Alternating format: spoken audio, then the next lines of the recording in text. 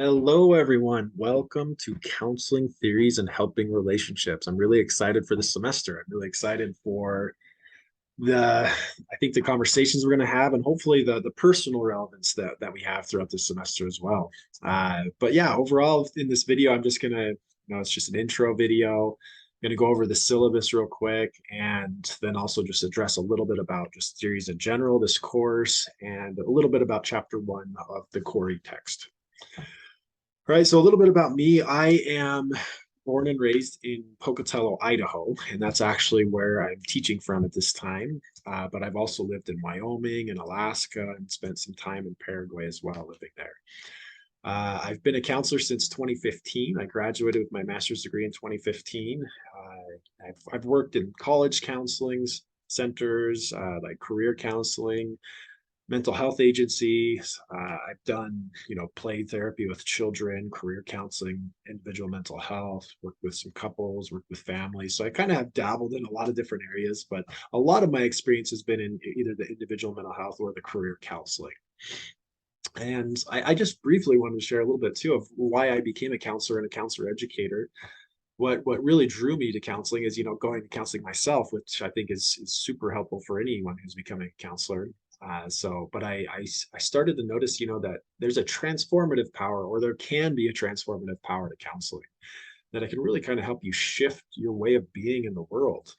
And it's not necessarily a new way of being, it's kind of just kind of reconnecting with what's already deeply inside you. At least that's been my experience with counseling, is it kind of helped me recognize who am I and step more fully into that space. And then as a counselor, being able to truly connect with people and provide that climate for them to have those growth opportunities and those healing spaces where they can where symptoms can be reduced. But it's not just for me about reducing symptoms of anxiety or depression or whatever it is, whatever their symptoms are. It's also about now that symptoms have been reduced, who am I now? What am I stepping into? What's the life of meaning? And how am I growing as a human being? So I think a lot of those reasons are what drew me to this field. So I hope this class really helps you connect and put language to what really resonates with you in this field. All right, so with that brief intro, I'm gonna share my screen really quick and go over the syllabus and just a few things here. So in there, I've shared my screen now. So in the like the little written lecture or the module notes in this module 1, you'll see that I've already shared some information about the syllabus in this course. I'm not going to go over every single thing, but I did want to go over a few things here. So the assignments, so the student orientation, you have to do that. Obviously, if you're to this point, you've already done that. You had to do that in order to get the access to the remaining portion of the course. There's an APA style module / exam that's 50 points. Discussion boards are a big part of the class. And here's the rubric for the discussion board. So kind of how I'm evaluating. Then there's going to be 3 chapter quizzes, then 2 papers. So the personal values of counseling reflection paper, and then a final personal model of counseling paper or a presentation. So I allow you to either write this last paper or do a up to 20-minute presentation of your personal model of counseling, with a visual aid. Usually that'd be like a PowerPoint or something like that, but you can be creative with that if you want. But more to come about those assignments. But that's the general gist. And here's how the points go. There's 0 points for the student orientation and agreement, but everything has to be completed in order for you to, be done with the class. That's why it's pass fail, 0 percentage points, but it has to be done in order to pass the class. Discussion boards, there's going to be 6 of them, 10 points each. So that comes to about 20%, etc. So you can read through that for the remaining assignments. And please reach out to me if you have questions about any of the assignments. I don't want that to be a mystery or, confusing at all. But yeah, overall, this is just kind of how the points break down.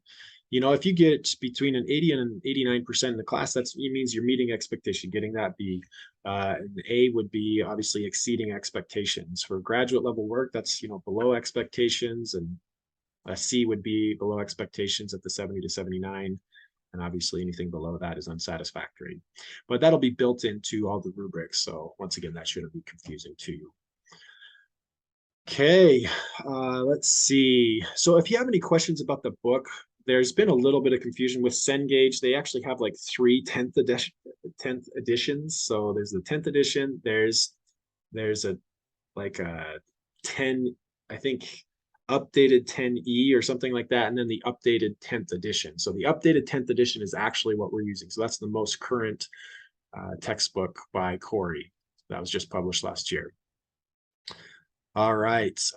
But yeah, please email me if you have if there's any confusion about the textbook and which edition that you need and have. All right, let me jump down here.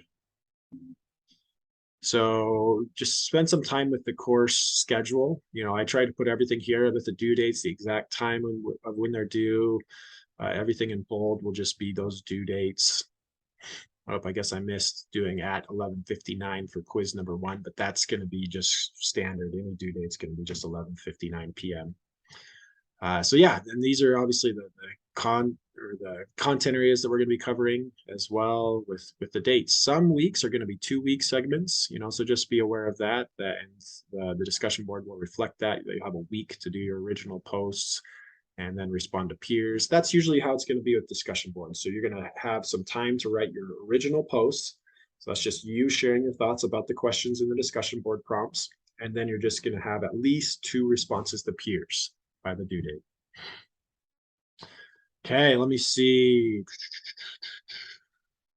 I think that should cover everything. I didn't want to spend a lot of time in this because I really want you to spend some time reading through this. But I did want to kind of cover the general flow of this syllabus. Really spend some time too on these final assignments with the rubrics, or not final assignments, but the bigger papers or the presentation. Here I go into a lot more detail of what's expected in the personal values. So personal values in counseling reflection paper. There we go. I got the title right. The purpose, description, instructions, once again, a lot of detail, and then the pretty extensive rubric, and then the same for the last final project. So if you have questions, please reach out, but here's where everything is. This rubric may update throughout the semester, but likely it will stay as is. All right, now I gotta stop my share really quick. Okay, so just a general thought about theory. So really why you're taking counseling theories, and particularly if most of you should be taking at the very start of your experience in this program, is a theory provides a conceptual map. It helps you map out, what am I doing with clients? How am I supposed to intervene? How am I supposed to help? And then why am I intervening in that particular way? So to answer some of those big questions, what's going on with the client? How do I help? And then why am I helping in that way? So there's going to be some between the theories, though, there's various, core philosophical assumptions, and you'll start to understand more of that later, but there's going to be really drastic philosophical beliefs to answer those questions. What are we doing with clients? One theory will say one thing of, kind of what are we doing? What's happening? How do we intervene? And why are we intervening in that way? They'll have very different reasons and approaches to that. But yeah, I think, kind of starting to grasp those and have responses of your personal beliefs and professional beliefs of why are you responding in the way you're responding? How do you intervene? What's going on with the client? Really making sense of those questions is critical. And just some general thoughts, in this class, it's going to be really important for you just to keep an open mind. You're going to resonate with certain theories, and then some of them are just not going to be fitting for you. And that's normal and okay. You don't have to love every single one. But just kind of being open-minded to try to understand where the approach is coming from can be really important in your growth, just personally and once again, professional. And I keep bringing in this personal focus because the personhood of the counselor is really, really important. So who you are as a counselor is going to, come into the counseling room. It's going to help develop the relationship with the client. So you'll likely change as your clients are changing. By interacting with clients, it'll kind of naturally, you'll feel yourself growing and shifting as well. And the relationship, the strength of the relationship you build with clients is actually really central. Those of you who have participated in counseling before can kind of understand the importance of that trust, the importance of that honesty, the importance of that climate that can be built with the counselor. So you developing that's going to be really important. But throughout this course, there's going to be a personal growth component, so your growth often leads to your ability to be more fully present with clients. Your self-awareness then allows you to be more fully present with the client. Sometimes if we have biases or beliefs that are unconsidered and just kind of hidden from our lens, they could kind of trickle into the counseling relationship and lead to harm to the client. So once again, that personal growth is important just as a person, but also as an ethical consideration of how can we ethically make sure we're doing good and avoiding doing any harm to clients. So as I guess as an example of that personal growth, I feel like Corey did a good job in chapter 1 in the section. So I have the updated 10th edition, and on page 3 is where he goes into where I stand. So Corey, the author, will go into his philosophical orientation, kind of his core beliefs of who he is as a person, and then kind of how that begins to intersect with his professional role as a counselor.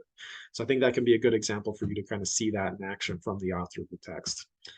But yeah, that's the gist for this video. That's all I wanted to cover. I try to keep these pretty brief, but I look forward once again to this semester. Reach out if you have questions, reach out via email. I'd love to connect via Zoom as well. I hope it's not just some mystical, instructor professor who's just doing these videos, but I'd like to connect with you throughout the semester as you see fit. But I look forward to the semester, and thanks for today.